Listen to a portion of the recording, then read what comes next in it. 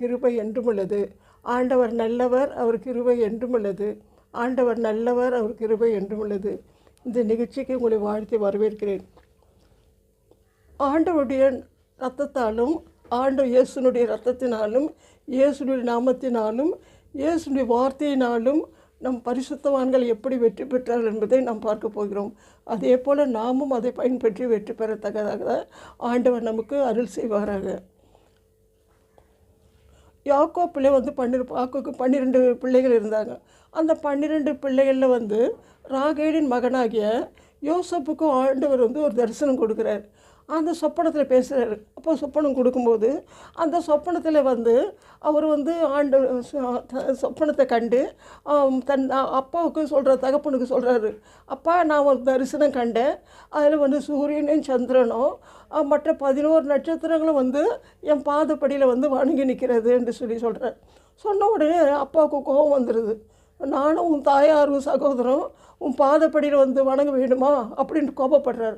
ஆனால் பின்னாலே இது சிந்தித்து பார்க்குறாரு மனசில் வச்சு. ஆனால் சகோதரர் கேட்டிருந்தாங்க அவங்க என்ன பண்ணுறாங்க, அந்த அவனுடைய சகோதரர்கள் கேட்டிருந்துட்டு, இவன் நம்ம அடிமையாக நம்ம ஆளை பார்க்குறானா, நம்ம மேலே பெரிய அதிகாரம் பண்ண பார்க்குறானா அப்படின்ட்டு அவங்களுக்கு கோபப்பட்டு இவன் மேலே அதுலேருந்து ஒரே பொறாமையாக இருக்காங்க. பொறாமையாக இருக்கும்போது அப்போது அந்த நேரத்தில் சில நாட்கள் ஆன பிற்பாடு அப்பா சொல்கிறாரு, அப்பா உன் சகோதரர்லாம் சீகமில் ஆடுகளை மேய்த்து கொண்டு இருக்கிறாங்க இல்லையா, நீ போய் அவங்களை விசாரித்து வா, எப்படி இருக்காங்கன்னு பார்த்துட்டு வான்னு அனுப்பி வைக்கிறார். அவர் போய் அந்த சீகமில் போய் தேடி பார்க்குறாரு. பார்க்கும்போது சகோதரர் காணலை. அப்போ வேற தேடி போகும்போது தோத்தான் நின்ன இடத்துல அவங்களும் ஆடு மேய்த்து கொண்டு இருக்க பார்த்து தூரத்தில் பார்க்கும்போதே அவங்களுக்கு சந்தோஷமாக போகிறாரு. ஆனால் அவங்க என்ன பண்ணுறாங்க, வந்துட்டான்டா சொப்பனக்காரன், இவனை கொன்று இந்த குழியில் போட்டுடலாம் அப்படின்ட்டு அவங்க நினைக்கிறாங்க. ஆனால் பெரிய சகோதரனாகிய ரூபன் சொல்கிறாரு, இவனை ரத்தப்பை நமக்கு வேண்டாம், அதனால் இந்த பாழுங்கண்ணை தூக்கி போட்டுட்டாக்கா இவனை கத்துனாலும் கதறினாலும் இவனை தூக்கி எடுக்க யாருமே வரமாட்டாங்க இந்த இடத்துலன்னு அவனை தூக்கி அந்த குழியில் போட்டுடுறாங்க. அந்த குழந்தை ஜோசப் கத்தி அண்ணனுக்கு பேரெல்லாம் சொல்லி கதறி கூப்பிடுறாரு, அண்ணா என்னை காப்பாற்றுங்க. ஆனால் அவங்க மனசு கொஞ்சம் கூட கடினமாகி அவங்க கொஞ்சம் கூட கருணை காட்டல, சாப்பிட போயிட்டாங்க. அப்புறம் ஆண்டவருடைய கிருபை ஏற்ற நேரத்தில் சகாயம் செய்யும் கிருபையை நமக்கு கொடுக்குறார். அந்த நேரத்தில் அவங்க கீலேயாத் நாட்டிலேருந்து மீதியான் தேசத்துலேருந்து இந்த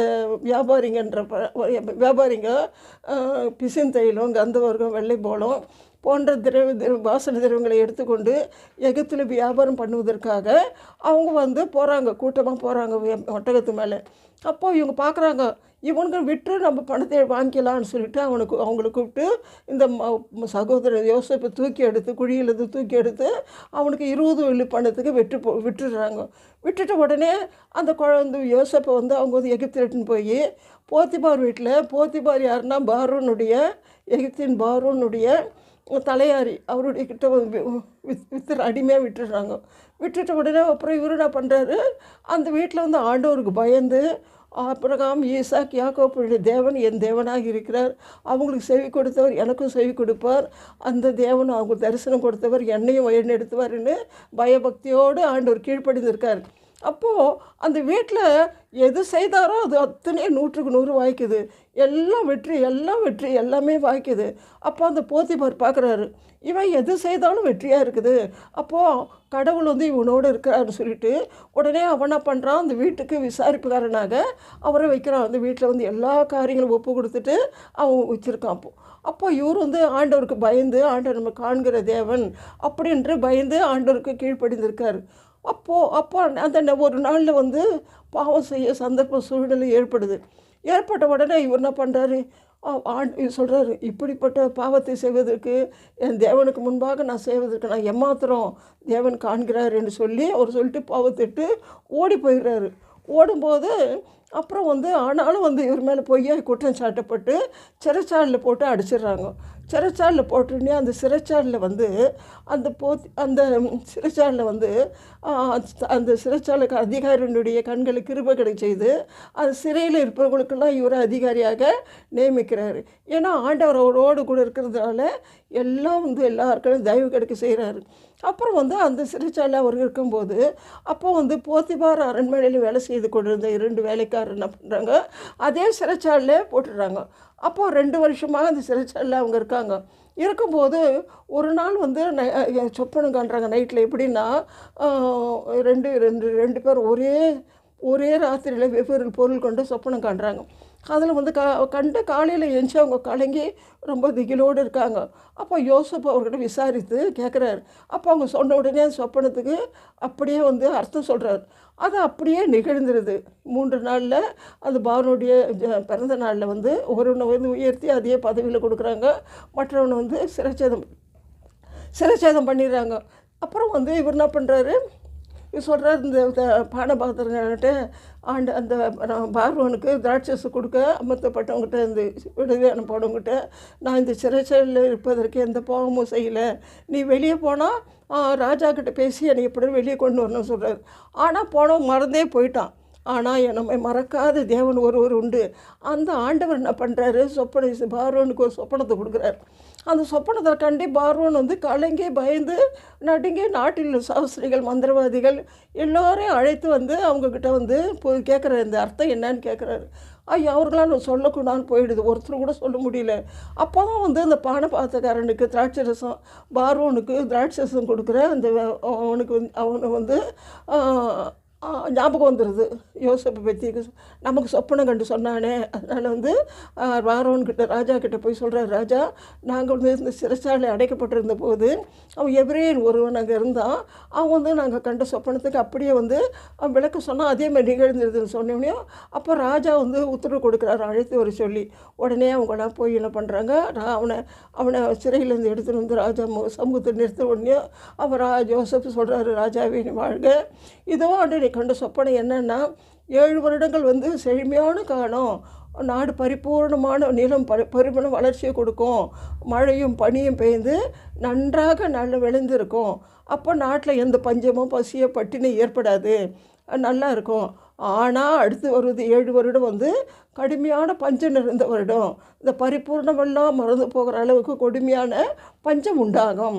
அப்போ அதுக்கு நிவர்த்தி என்ன செய்யணுன்னாக்கா, ஒரு ஞானமும் விவேகம் உள்ள மனிதனை ஏற்படுத்தி செழுமையான காலத்தில் விழுந்த தானியங்களாம் கட்டி பாதுகாத்து அதை பண்டகசாலை கட்டி வைத்து இந்த பஞ்ச காலத்தில் நாட்டு மக்கள் போஷிக்கப்பட வேணும்னு சொல்கிறார்.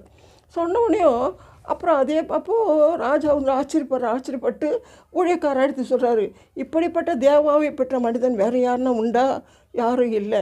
அதனால் வந்து யோசேப்பு சொல்கிறாரு, ஞானமும் விவேகம் உள்ள உன்னை வந்து என் நாட்டுக்கு ஆளுநனாக நான் உயர்த்த போகிறேன்னு சொல்லிவிட்டு அவர் முத்திரை மோதிரத்தை கழட்டி அவர் கையில் போட்டு, இது சிங்காசனம் மட்டும்தான் எனக்குரியது, ஆனாலும் நாட்டை ஆளும் பொறுப்பு முடியாது என்று ஆண்டவர் அந்த பதவியை அந்த பார்வோன் கொடுக்குறாரு. ஆண்டவரால் எல்லாம் முடியும் இல்லையா, ஒரு தாழ்த்தவும் முடியும், ஒருத்தனை உயர்த்தவும் முடியும். அந்த சிறுவனை புழுதியில் எடுத்து எடுவினை குப்பைந்து உயர்த்த ஆண்டவரால் முடியும். அவர் உயர்த்தி மேன்மைப்படுத்துகிறாரு.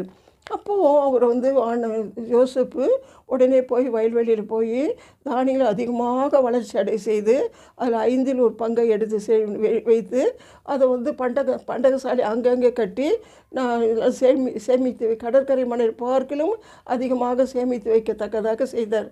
அப்போது செய்யும்போது நாட்டில் வந்து 7 வருடம் செழுமையான காலம் முடிஞ்சிட்ட உடனே அடுத்து வருவது கடுரமான பஞ்சகாலம் வந்துடுது. வந்த உடனே இப்போது நாட்டு மக்களுக்கு வந்து இந்த பசியோ பட்டினியோ எந்த விதமான துன்பமோ ஏற்படாதபடிக்கு நாட்டு மக்கள் வந்து போஷிக்கிறாரு. ஆனால் அண்டை நாட்டில் வந்து கடுமையான பஞ்சம், எல்லாம் வந்து அவங்க வந்து தானியம் வாங்க யோசேப்புக்கிட்ட வந்து வாங்கிட்டு போகிறாங்க. இது கேள்விப்பட்ட கானான் தேசத்துலேருந்து சகோதரர்கள் வந்து அந்த 10 பேரும் வந்து அது யோசேப்புக்கு முன்பாக முகங்குப்புறம் விழுந்து தொழுந்து கொள்கிறாங்க. இவங்க சொல்கிறாங்க, சகோதரர் சொல்கிறாங்க, இதோ நம்ம நாடு கடத்தி விட்டால் சொப்பனை எப்படி நிறைவேறும் பார்க்கலான்னு அவனை துரத்திட்டாங்க. ஆனால் ஆண்டவர் எதை நினச்சி ஆண்டவர் கொடுத்த கிருபையான வரங்களும் வல்லமையும் ஆண்டவர் கொடுத்த தரிசனங்களை ஒரு நாள் மாறாதுன்னு. அப்போது வந்து 17 வயசில் தரிசனம் கொடுத்தவர் 30 வயசில் வந்து தாழ் விழுந்து அந்த சொப்பனத்துக்கு பதில் கொடுத்துட்டார். அப்போ அவங்க பார்க்கல இவங்க சகோதரன் அவங்களுக்கு தெரியாது. ஏன்னா அத்தனை ராஜ மேன்மையோடு இருக்கார். இருக்கும்போது உடனே வந்து அவர் வந்து யோசேப்பு பார்த்துறாரு என் சகோதரர் சொல்லிட்டு 2ஆம் வசியாக வரும்போது அப்போ நான் வெளிப்படுத்தும் போது அப்போ அவங்க என்ன பண்ணுறாங்க, ஐயோ நம்ம பழி வாங்கிடுவான்னு போல் இருக்கு, நம்ம இவ்வளோ துன்பப்படுத்தணுமே அவனன்ட்டு பயப்படுறாங்க. அப்போ வந்து அவர் சொல்கிறாரு, பழி வாங்குறான் தேவனா, நீங்கள் தீமை செய்தீங்க, தேவன் எனக்கு நன்மை செய்தார். ஆனால் நீங்கள் வந்து தீமையில் நன்மை தான் செய்தீங்க. ஏன்னா அந்த நேரத்தில் வந்து நீங்கள் என்னை அனுப்புனதுனால இப்போ வந்து உங்களை இனம் வந்து அழிந்து போகாத அளவுக்கு ஆண்டவர் என்னை முன்னே அனுப்பி உங்களெல்லாம் போஷிக்கத்தக்கதாக என்னை கொண்டு வந்திருக்காரு. அதனால் நீங்கள் பயப்படாதீங்க. உங்கள் 2 வருஷம் பஞ்சம் கடந்து போயிருக்கிறது, இன்னும் 5 வருஷம் நீடிக்கும். அதனால் நீங்கள் வந்து உங்கள் குடும்பமெல்லாம் வந்து நீங்கள் வாங்க எகிப்துக்கு வாங்க, நான் போஷிப்பேன்னு சொன்னது மட்டுமில்லை, தேவ அன்பினால் நிறந்த உள்ளத்தோடு ஒவ்வொரும் கட்டி அணைத்து முத்தமிட்டு கதறி அழுது அவர் அன்பை வெளிப்படுத்தினார். அவரால் தாங்கிக்க முடியாத அளவுக்கு இருக்குது. அப்புறம் அவங்களுக்கு உணவு கொடுத்து உடை கொடுத்து அப்புறம் அவங்களுக்கு வர்றதுக்காக வாகனம்லாம் கொடுத்து அப்பாவுக்கு வந்து உச்சிதமான பொருட்களை கொடுத்து அனுப்பி வைக்கிறாரு. அப்போ இவங்க போய் 10 பேரும் போய் அப்பா கிட்ட சொல்கிறாங்க, யாக்கோப்புக்கிட்ட, அப்பா யோசேப்பு அரசாள்றான் எகிப்தில்னு சொல்லும்போது அப்பா அதை கொஞ்சம் கூட நம்பவே இல்லை. ஆனால் கொடுத்த உச்சிதமான பொருளையும் இந்த வாகனம் கண்ட மாத்திரத்தில் அவர் மூச்சற்றி விழத்தக்கதாக இருந்தபோது தன்னை தெளிப்படுத்தி கொண்டு ஆண்டவர் வெத்தையில் தரிசனம் கொடுத்தாரு. அந்த தரிசனம் நிறைவேற்ற போய் பலி கொடுக்குறாரு. அப்போது ஆண்டவர் சொல்கிறாரு யாக்கோப்புக்கிட்ட, யாக்கோப்பே நீ எகிப்துக்கு போக பயப்பட வேண்டாம், நான் உன்னை அங்கே வந்து ஜனக்கூட்டத்தை பெருக பண்ணுவேன் அப்படின்றார். ஆண்டோடைய வார்த்தை கேட்டு தன் குடும்பத்தெல்லாம் அழிச்சுன்னு மகனை பார்க்க போகிறார். எகிப்துக்கு போகிறார். போனோடனே மகனை கண்ட மாத்திரத்தில் தேவான்பால் நிறந்து ஆண்டை கட்டி அணைத்து மகனே உன்னை காண்பேன்னு நினைக்கவே இல்லை என்று கதறி அழுகிறார். அழுது அத்தனை பேர்கள் மேய்ப்பர்களானதால் யோசேப்பு அவர்களுக்கு வந்து கோசை நாட்டுக்கு புல்வெளி மிகுந்த கோசை நாட்டை கொடுத்து அங்கே அவங்கள தங்க வைக்கிறார். அப்போது இவங்க வந்து அங்கே இருக்கும்போது யோசேப்பு ராஜா ஒருத்தர் வரும்போது அந்த ராஜா என்ன பண்ணுறாரு, ஜனங்கள் எல்லாம் இஸ்ரவேல் ஜனங்கள் பழுகி பெருகி இருக்கிறாங்க. அப்போ இந்த ஜனங்கள் பழுகி பெருகி இருக்கிறத கண்டு அவர் என்ன பண்ணி இவங்கள எப்படின்னு ஒடுக்கணும்னு பூவால் சிப்போரால் போன்ற மருத்துவ சிகிச்சைகளை அனுப்பி அவங்கள வந்து கூப்பிட்டு அவங்ககிட்ட சொல்கிறாங்க, இந்த மாதிரி அவங்க பிரசவித்த எபிரேசிகள் பிரசவிக்கும் போது நீங்கள் வந்து குழந்தைகள் கொன்று போட்டுருங்க பிரசவித்துலன்றாங்க. ஆனால் அந்த பெண்கள் என்ன பண்ணி மருத்துவ சிகிச்சைங்க என்ன பண்ணுறாங்க, ஆண்டவருக்கு பயந்து குழந்தையெல்லாம் காப்பாற்றின உடனே அப்போ வந்து அது ஆண்டவர் வந்து மருத்துவ குடும்பம்லாம் செடித்து செய்கிறாரு. அப்போது இவர் வந்து ராஜா போரவன் கூப்பிட்டு கேட்குறாரு, ஏன் இப்படி செஞ்சீங்கன்னு கேட்குறாரு. கேட்கும்போது அவங்க சொல்கிறாங்க, ராஜாவே அந்த எபிரேசிகள் பலசாலிகள் அவங்க நான் போவதற்கு முன்னே பிரசவித்து விடுகிறான்னு சொல்கிறாங்க. பிரசவித்து விடுகிறாரும் போது அப்போது அவர் என்ன பண்ணுறாரு, பிறக்கும் ஆண் பிள்ளைகளெல்லாம் வந்து நதியில் போட்டுடணும்னு கட்டளையிடுறாரு. அப்போ வந்து ஒரே கூக்குரல், எகிப்து பயங்கரமான கூக்குரல் உண்டானது. அப்போ அந்த சமயத்தை மோசே பிறக்கிற மோசே வந்து அதிக சமுத்திரமுள்ள பிள்ளை என்று சொல்லி அந்த தாய் என்ன பண்ணுறாங்க, 3 மாதங்கள் ஒழித்து வைத்து காப்பாற்றுறாங்க. அதுக்கு மேலே காப்பாற்ற முடியாமல் நாணல் பெட்டியிலே குழந்தைய கடத்தி நதியில் விட்டு நதியில் விட்டுறாங்க. அப்போ வந்து பார்வோனுடைய மகள் வந்து குளிப்பதற்காக நதிக்கு வராங்க. இந்த அழகுள்ள பிள்ளை அழுவதை கண்டு இந்த குழந்தைய எடுத்து வளர்த்துனோன்னு எடுக்கிறாங்க. அப்போ பெற்ற தாயே பாலூட்டி வளர்க்கும் தக்கதாக ஆண்டவர் வந்து வாய்க்கு பண்ணுறாரு. அப்போது மோசே வந்து அரண்மனையில் வாழ்ந்துன்னு வர்றாரு. அப்போ வாழ்ந்துன்னு வரும்போது மோசே வந்து அவர் வந்து அரண்மனை நான் பார்வோனுடைய மகன் என்று சொல்வதை பார்க்கிலும் தன்னுடைய ஜனங்கள் படும் கொடுமை கொடூரத்தை கண்டு பயங்கரத்தை கண்டு அவர் மனசு வேதனையாகி ரொம்ப வருத்தத்தோடு இருக்கார். அப்போ ஒரு நாள் அவர் வெளியே போகும்போது அந்நேரத்தில் வந்து ஒரு எபிரேயன் வந்து இஸ்ரவேலரை வந்து கொடுமையாக அடித்து துன்பப்படுத்தின்னு இருக்கான். அப்போ இவர் இப்போ சுற்றுமுற்றும் பார்த்துட்டு யாரும் இல்லைன்னு பார்த்துட்டு அந்த எகிப்தனை கொன்று போட்டு அவனை மணலில் புதைச்சிட்டு உடனே போயிட்டு போகிறார். மறுநாள் அதே வழியாக போகும்போது 2 இஸ்ரவேல் ஜனங்க வந்து ஒருத்தருக்கு ஒரு சண்டை போட்டுக்கிறாங்க. அப்போ இவர் கேட்குறாரு, சகோதரருக்குள்ளே நீங்கள் ஏன் சண்டை போடுறீங்கன்னு இவர் கேட்குறாரு. யார்? மோசே கேட்குறாரு. கேட்ட உடனே அவங்ககிட்ட சொல்கிறாங்க, எங்கள் மேலே அதிகாரி வைத்தவர் யார் உங்களை? நாங்கள் நேற்று எகிப்தில் கொன்று குழியில் போட்டு புதைச்சிட்டியே, அது மாதிரி எங்களை கொன்றுபட வரியான்னு கேட்குறாங்க. அப்போது மோசேக்கு யாருக்கும் தெரியாது, நம்ம நினச்சோம் இது காரியம் வெளியாகி விட்டதுன்னு பயந்துன்னு இருக்கார். இப்படி இருக்கும்போது பார்வோனுக்கு இது தெரிஞ்சுது. அவனை பண்ணுற மோசையை கொலை செய்யறதுக்கு தேடுறான். அப்போது அவனுடைய கைக்கு தப்பி மோசே என்ன பண்ண, நாட்டை விட்டு மீதியான் தேசத்தில் போய் ஓரேப் மலையில் போய் ஆடுகளை மேய்ச்சிக்கின்னு இருக்கார். ஆடுகளை மேய்த்து கொண்டு இருக்கும்போது 430 வருடங்களாக அடிமையாக இருந்த ஜனங்களை, அந்த எகிப்தில் இருந்த ஜனங்களை ஆண்டவர் என்ன பண்ணுறாரு, ஆபிரகாம், ஈசாக், யாக்கோபோடு செய்த உடன்படிக்கை நினைவு கூர்ந்து உடனே வந்து இதுக்கு ஒரு தலைவன், வேறு நல்ல தலைவன் வந்து ஏற்படுத்தி இவங்களை புறப்பட பண்ணணும். அந்த தலைவன் எப்படி இருக்குன்னாக்கா, பூமியை சாந்தமுள்ள மனிதனாகவும் ஆண்டவருக்கு முன்பாக உண்மையுள்ள மனிதனாகவும் தேடுறாரு. அப்போது மோசையை கண்டுபிடிச்சி மோசையை சொல்கிறாரு. மோசையை வந்து ஒரு பச்சை செடி இருந்து நிலையில், சேதமாகாத நிலையில் இருக்குது. அப்போ வந்து மோசே, என்ன ஆச்சரியம், பச்சை செடி எரிஞ்சு கொண்டு இருக்குது, ஆனால் வெந்து போகவும் இல்லை, கருகவும் இல்லை அப்படின்ட்டு உடனே என்ன பண்ணுறாரு, நான் அருகிலே போய் பார்ப்பேனே எழுதி நிற்கிறாரு. அப்போது ஆண்டவர் சொல்கிறாரு, மோசே நீ இருக்கிற இடம் பரிசுத்தமான பூமி, உன் பாதரட்சை கழற்றி போடுன்றார். அப்போ சொன்ன உடனே ஒருக்கு ஆண்டவர் வந்து அழைப்பு கொடுக்குறாரு இவருக்கு. அப்போது ஆண்டவர்கிட்ட சொல்கிறார், ஆண்டவரே நான் மந்தனாகவும் திக்குவாயுள்ள மனிதன் நான் நீ அனுப்பு, சித்தமானால் வேறு யாருன்னா அனுப்பும் ஆண்டவரேன்னு அவர் சொல்கிறார். சொன்னோடனையும் அவருக்கு வாயாக ஆரோனே, அவங்க அண்ணனே கொடுக்குறார் ஆரோனே. இந்த ஆரோனும் மோசையும் போடி பார்வோன் இடத்துல போய், என் ஜனங்களே ஆண்டவர் நாங்களெல்லாம் போய் ஆண்டவருக்கு ஆராதனை செய்ய எங்களை அனுப்பிவிட வேணும் என்று அவங்க கேட்குறாங்க. ஆனால் பார்வோன் மனது கடினப்பட்டு போக விட மாட்டேன்றான். ஆனால் 10 வாதை ஆண்டவர் அனுப்புகிறாரு. 10 வாதை அனுப்பி அவன் போக விடவே மாட்டேன்றான். கடினமாயிடுச்சு மனசு. அப்போது கடைசியில் ஒரு வாதை, அது என்னென்னா கொடூரமான இருள். அந்த இருள் வந்து உட்காந்து எழுந்திருக்க நிற்க முடியாத அளவுக்கு இருள் இருக்குது. இருள் இருக்கவனே இவர் என்ன பண்ணுறாரு, அப்போவும் மோசே மனம் அந்த பார்வோன் மனம் கடினப்பட்டு போகுது. அப்போ மோசே வந்து இஸ்ரவேல் ஜனங்களை போய் அவர் சொல்கிறார், இந்த மாதிரி நீங்கள் வந்து 1 வயதுக்குட்பட்ட ஆட்டுக்குட்டியோ, வெள்ளாட்டுக்குட்டியோ, செம்மறி ஆட்டுக்குட்டியோ, ஏதோ ஒரு வயதுக்குட்பட்ட ஆட்டுக்குட்டியை எடுத்து அடித்து அந்த ரத்தத்தை கிண்ணியில் பிடித்து அதை யோசப்பு கொழுந்தினாலே அந்த ரத்தத்தை பிடித்து எடுத்து வாசல் படியில், அந்த சட்டத்தில், அந்த வாசல் காலில் எல்லாத்துலேயும் வந்து இந்த ரத்தத்தை வந்து ஈசோப்பினால் பூசணும் அப்படின்ட்டு சொல்கிறாரு. அப்போ இதுதான் வந்து உங்களுக்கு அடையாளம். ஏனென்றா எகிப்தை அழிக்க சங்காரக்காரன் புறப்பட்டு வருவான், இந்த ரத்தத்தை அடையாளத்தை பார்த்த உடனே அவன் போயிடுவான், பயந்து ஓடிடுவான் அப்படின்னு சொல்கிறார். அப்போது வந்து இதே மாதிரி ஜனங்க செய்யும்போது அந்த வீட்டில் வந்து அந்த நாட்டில் எகிப்தில் பயங்கரமான கூக்குரல் உண்டாது. ஏனென்றால் அந்த எகிப்தினுடைய பார்வோனுடைய அரண்மனை பிள்ளைகளிலிருந்து அடிமை பெண் பிள்ளைகளிலிருந்துமாக, அப்புறம் ஆடு மாடு தலைச்சின்னு எல்லாவற்றையும் ஆண்டவர் வந்து சங்காரம் பண்ணிடுறாரு. சங்காரம் பண்ணிட்டோம், பயங்கரமான கூக்குரல் உண்டானது. அப்போது பார்வோன் பார்க்குறான், வேறு வழி இல்லைன்ட்டு அவங்களெல்லாம் வந்து என்ன பண்ணுறான், நீங்கள் அடிமை போயிடுங்க, நீங்கள் வீட்டை விட்டு விரட்டி விட்டுறான். அப்போது வந்து இஸ்ரவேல் ஜனங்க என்ன பண்ணுறாங்க, அவங்கக்கிட்ட பொண்ணுடைமை வெள்ளியுடைமை ஆடைகளெல்லாம் வந்து வாங்கி அவங்க கண்ணில் கிருபைகளை செய்கிறார் ஆண்டவர்.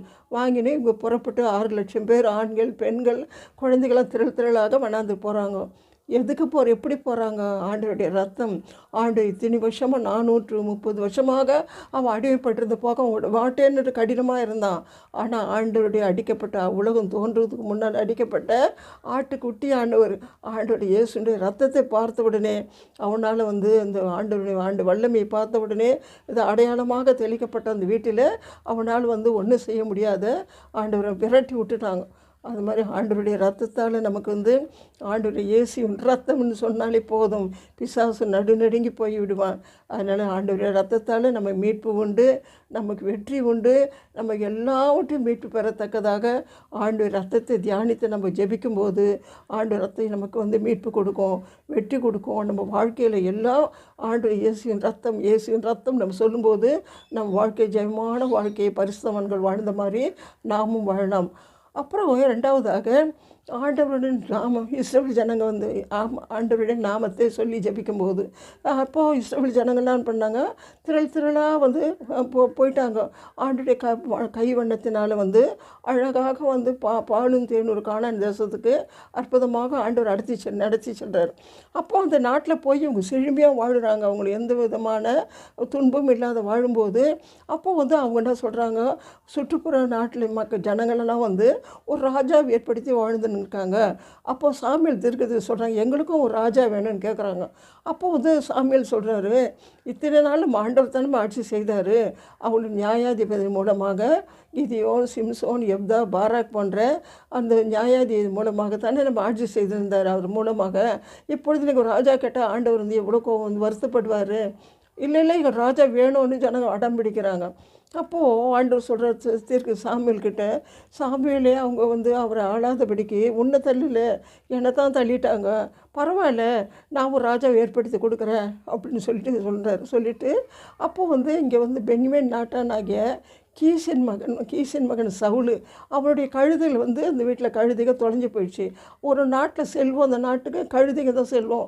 அப்போது கழுதை காணாது போனதால் அந்த சவுலோ வேலைக்காரனோ வந்து அந்த கழுதையை தேடின்னு போயின்னு இருக்காங்க. நாட்டில் வெளியே போகிறாங்க.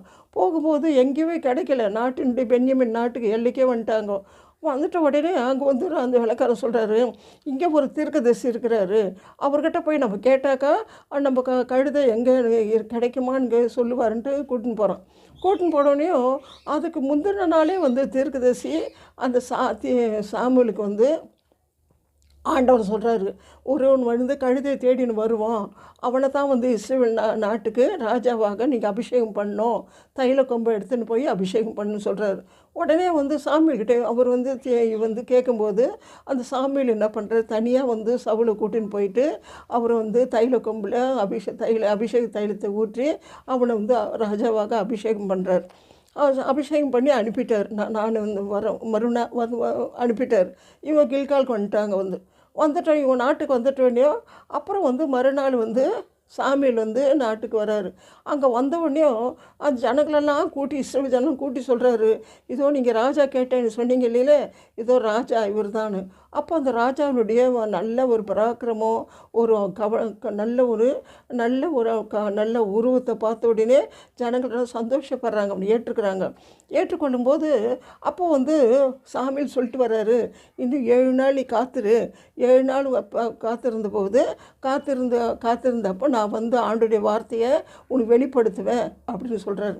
இவர் போயிட்ட உடனே இவர் ராஜாவாயிட்டார் கேள்விப்பட்ட பெலிஸ்தருங்க என்ன பண்ணுறாங்க, யுத்தத்துக்கு வந்து எல்லாம் வந்து அணிவகுத்து எல்லாம் சேர்ந்து வரும்போது அந்த குறிப்பிட்ட 7 நாள் முடியும் தருவாயில் வந்து அந்த சவுலு பார்க்கும்போது ஆனால் சாமுவேல் வந்து நேரத்தில் வராத போனதால் அவர் கேட்குறாரு, பலியை கொண்டுட்டு வாங்க, நான் பலி கொடுக்குறேன்னு சொல்லிட்டு அந்த பலியை சவுலே வந்து ஆண்டவருக்கு பலி கொடுத்துட்றாரு. அப்புறம் பலி கொடுத்து நிற்கிறாரு. சாமுவேல் தீர்க்கதரிசி அப்போ தான் வராரு. என்ன காரியம் செய்தீங்க? இல்லை நானே பலி கொடுத்துட்டேன் அப்படின்றார். அப்போது புத்தீனமான காரியத்தை நீங்கள் செய்துட்டீங்களே, ஆண்டவர் வார்த்தை கீழ்ப்படினு இல்லையா, ராஜா வந்து நாட்டை அரசாளணும், மக்களுடைய குறையை கேட்கணும், இதுதான் ராஜாவுடைய வேலை.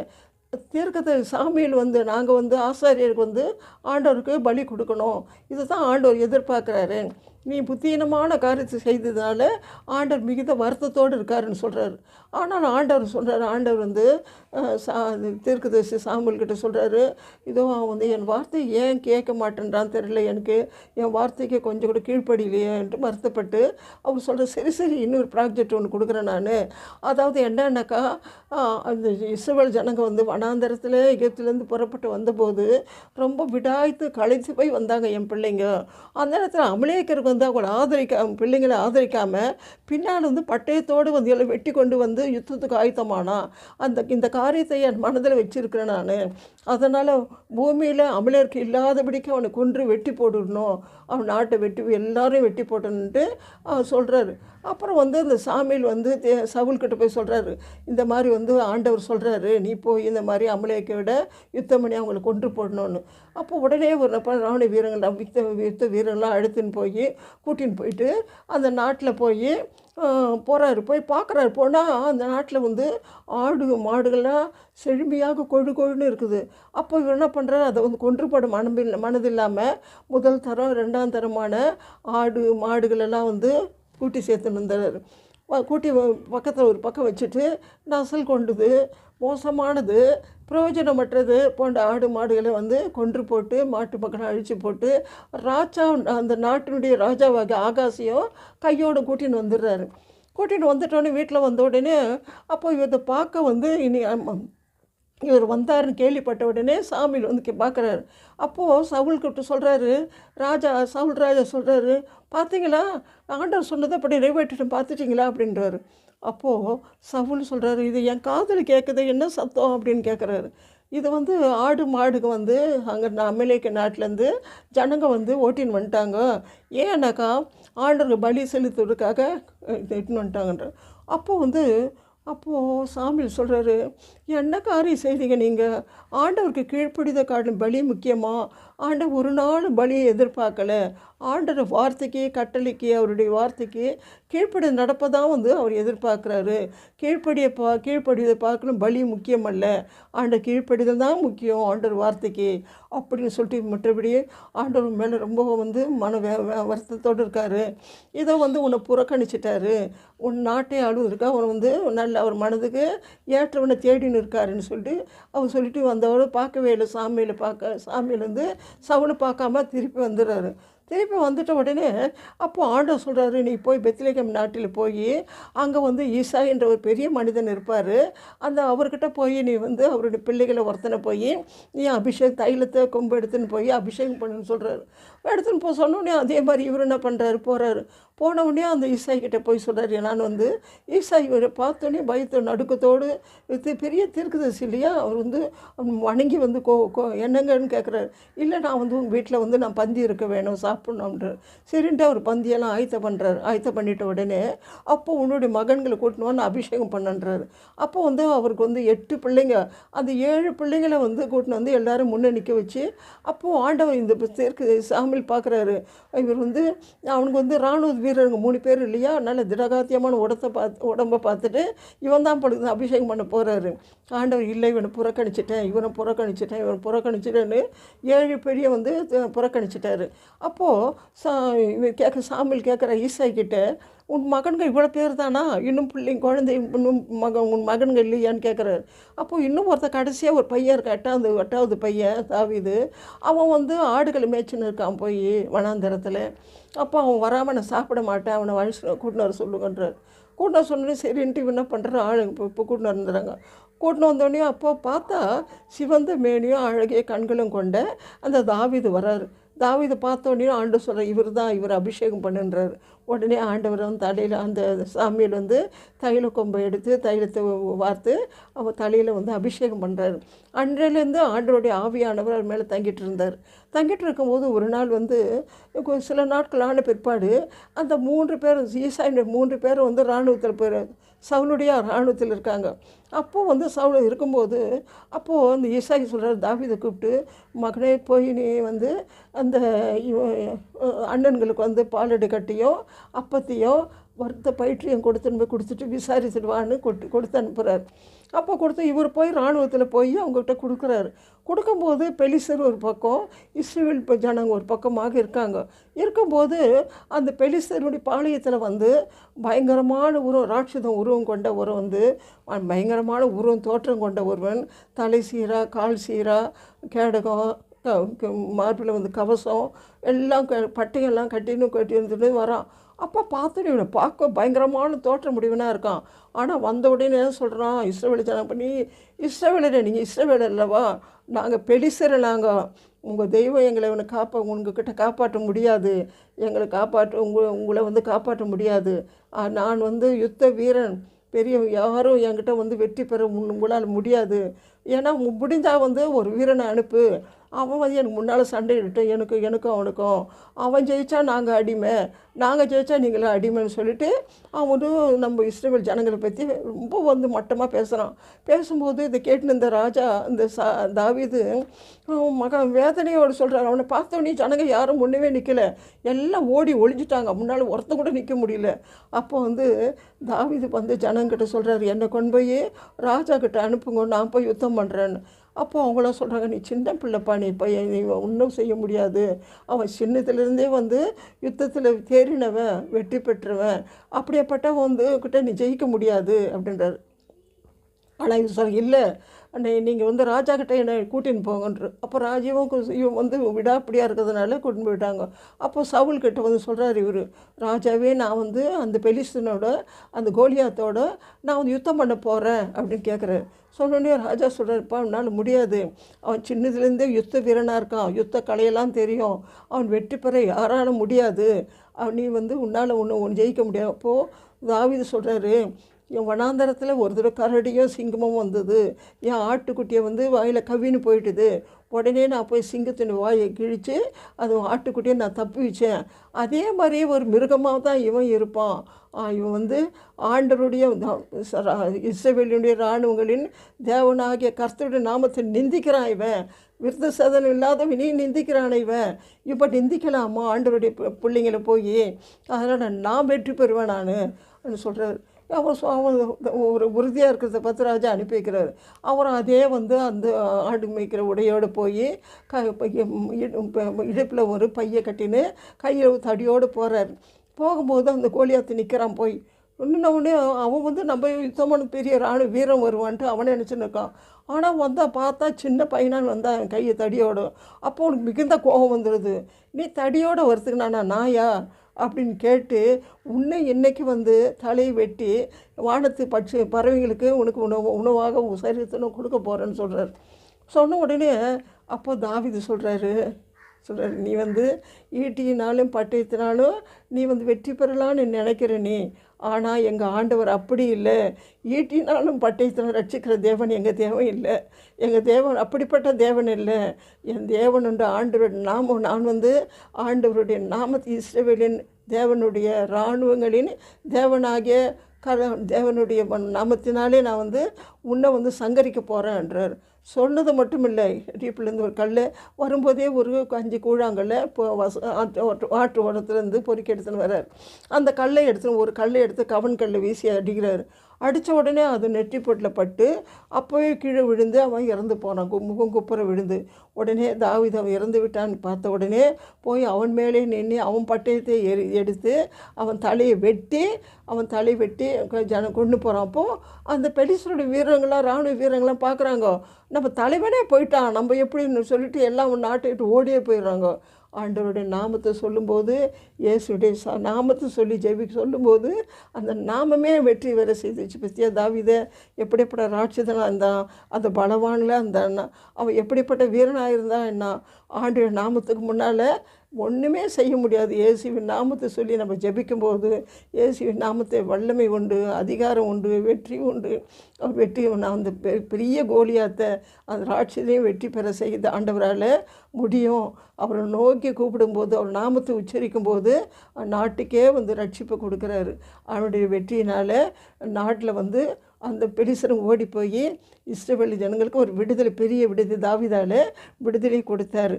நாம் ஆண்டவருடைய ரத்தம், ஆண்டவருடைய நாமம், ஆண்டவருடைய வார்த்தையை வந்து சொல்லும்போது 100க்கு அதிபதி வேலைக்காரன் வந்து மரணத்துக்கு எதுவான வியாதிப்பட்டு வேதனையாக இருந்தான், வீட்டில் ஒரு கொடூரமான துன்பத்தை அனுபவிச்சுன்னு இருந்தான். அப்போது வந்து 100க்கு அதிபதி வந்து இவருக்கு ரொம்ப பிரியமான வேலைக்காரன், அவன் பண்ணுற கொடூரத்தை கண்டு பயங்கரமாக வந்து அவரை தாங்கிக்க முடியாமல் எத்தனையோ டாக்டருங்க, எத்தனையோ வைத்தியருங்க, எத்தனையோ சாமி தெய்வங்கிட்ட அவன் கிட்ட போய் பார்க்குறான்னா ஒன்றும் வலிக்கல, ஒன்றும் சுகமாகல. அப்போது வந்து இவன் வந்து ஆண்டவருடைய வல்லமையை, ஆண்டவருடைய மகத்துவத்தை, இயேசுனுடைய மகத்துவத்தை, அவருடைய வந்து அன்பு கேள்விப்பட்ட உடனே அங்கே இருந்த மூப்பர்களை அழித்து, நீங்கள் போய் இயேசு ஆண்டவரோட போய் என் வேலைக்காக சுகமாக வேண்டிக் கொள்ளுங்க, கேட்டுன்னு வாங்கன்னு சொல்லிட்டு அனுப்புகிறாரு. அப்போ அந்த மூப்பர்களை போய் ஆண்டவர் இயேசுவிடம் போகிறாங்க. போகும்போது ஆண்டவர்கிட்ட சொல்கிறாங்க, ஆண்டவரே இதோ அவன் அந்த தயவு நீ செய்வதற்கு அவன் பாத்திரனாக இருக்கிறான். ஏனென்றால் நம்ம ஜனங்களெல்லாம் நேசிக்கிறான், நமக்கு தேவாலயத்தை ஒன்று கட்டி கொடுத்துருக்குறான். அதனால் நீங்கள் தயவு செய்வது நல்லது, சுகமாக்கணும் நல்லதுன்னு கேட்குறாங்க. அப்போது ஆண்டவர் அப்படின்ட்டு நான் வரேன்ட்டு வர்றாரு. ஆண்டவர் இயேசப்பா வர்றாரு. வரும்போது இதை நூற்றுக்கு அதிபதி கேள்விப்படுறான், ஆண்டவர் வர்றாருன்ட்டு.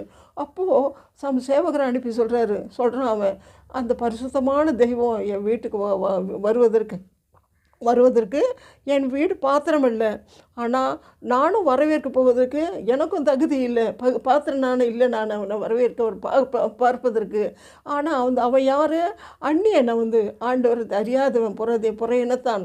ஆனாலும் ஆண்டவருடைய வார்த்தையை வல்லமையை அவ்வளவோ நம்பி சொல்கிறான். நீ ஆண்டவருடைய அந்த ஆண்டவர் அங்கே ஆண்டவர் அங்கே ஒரு வார்த்தை சொன்னால் போதும், அந்த ஒரு வார்த்தை சொன்னால் என் வேலைக்காரி எங்கே சுகமாவான், நீங்கள் போய் சொல்லுங்கன்னு சொல்லி அனுப்பி வைக்கிறான். அப்போது இவங்கெல்லாம் போய் சொல்கிறாங்க, நீங்கள் இந்த மாதிரி அவன் சொல்கிறான், அங்கேருந்து ஒரு வார்த்தை சொன்னால் நீங்கள் வேலைக்கார சுகமாவான்ட்டு. அப்போது ஆண்டவர் ஏசப்பா ஆச்சரியப்படுறாரு. ஆச்சரியப்பட்டு, என் இஸ்ரவேலுக்குள்ளே இப்படி விசுவாசத்தை நான் பார்க்கல, என்னுடைய வார்த்தையை வல்லமையை புரிஞ்சுன்னு நீ சமீபத்துக்கு மட்டுமில்லை தூரத்துக்கும் நீ வல்லமையில் தேவனாக இருக்கிறாரு சொல்லி புரிஞ்சுன்னு அப்புறம் அங்கேருந்து வார்த்தை சொன்னால் இங்கே சுகமாவான்ட்டு நீ நம்புறதுனால அவன் மிகுந்த ஆச்சரியப்பட்டு, இப்போ உன் வேலைக்காரன் சுகமாயிட்டான்னு சொன்ன உடனே அதே நேரத்தில் வேலைக்காரன் சுகமாயிட்டான். ஆண்டுடைய நாமம், ஆண்டுடைய ரத்தம், ஆண்டுடைய நாமம், ஆண்டவருடைய வார்த்தை, அந்த வார்த்தையை நம்ம அனுதினமும் தியானிக்கும் போது இதோ இம்மட்டுமாக நமக்கு காப்பாற்றி வருகிறார் இல்லையா, இம்மட்டுமாக சுகம் பலம் கொடுக்குறாரு, நம்ம வழி நடத்துகிறாரு. அவர் கிருபை இல்லாமல் நம்ம இருக்க முடியுமா? அவர் கிருபையினால் தானே இம்மட்டுமா நம்ம இருக்கணும். நம்ம இருப்பதற்கு காரணமே நாங்கள் நிர்மூலமாக நிற்பது ஆண்டவருடைய கிருபை. ஆண்டவருடைய கிருபையினால் ஆண்டவருடைய வார்த்தை, அந்த வார்த்தையில் வல்லமை உண்டு, அதிகாரம் உண்டு, அந்த வார்த்தையில் சுகமாக்க வல்லமை உண்டு, ஆண்டவர் வழிநடத்து வல்லமை உண்டு, எல்லாம் செய்வார் ஆண்டவர் வார்த்தை. ஆண்டவருடைய வார்த்தையை நம்ம படித்து தியானிக்கும் போது நம்ம வாழ்க்கையெல்லாம் வெற்றி. ஆண்டவர் நாம ரத்தத்தை நம்ம உச்சரிக்கும் போது பிசாசு நடுநடுங்கி போய் ஓடியே போயிடுவான். எப்படி அந்த எகிப்தியர் பயந்தாங்களோ அதே மாதிரி நம்ம வழி நடத்துவார். ஆண்டவர் நாமத்தினாலே நம்ம எல்லா காரியம் வெற்றி. ஆண்டு வசனத்தை தியானிக்கும் போது நமக்கு கடவுள் நம்மோடு இருந்து ஏசப்பா நம்ம ஆசீர்வாதமாக நம்ம மீட்பு கொடுத்து நம்ம வழி நடத்துவார். அதே போல் இப்போ நம்ம ஜெபிக்கலாமா?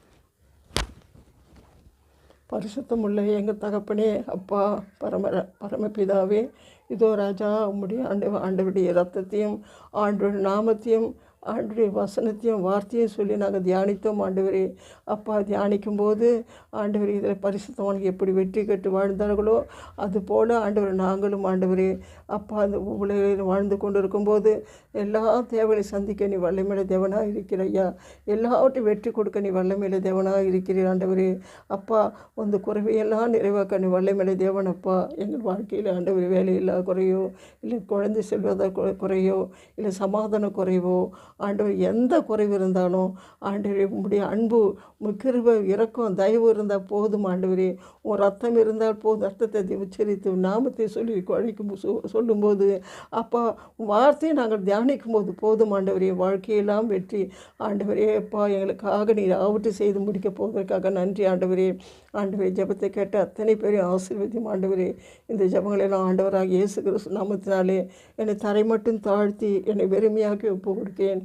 ஜீவனுடன் நல்ல பிதாவே, ஆமீன், ஆமீன்.